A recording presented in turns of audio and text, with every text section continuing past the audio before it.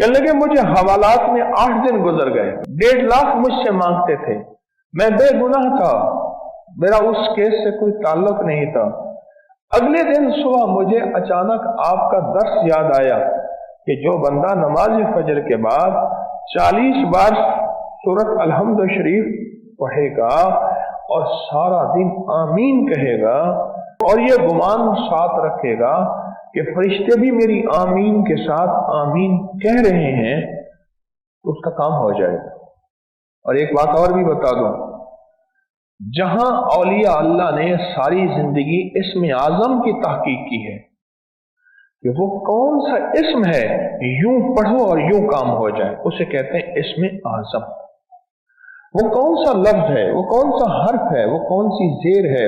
وہ کون سی زبر ہے، یہ وہ کون سا وظیفہ ہے، وہ کون سی تسبیح ہے جس کو پڑھو اور پڑھتے ہی اسی وقت کام ہو جائے، اس کو کہتے ہیں اسم اعظم۔ اس میں ہر اللہ کے ولی نے اپنی تحقیق بیان کی ہے، اور بے شمار اولیاء میں یہ بھی تحقیق ہے کہ لفظ آمین اسم اعظم ہے۔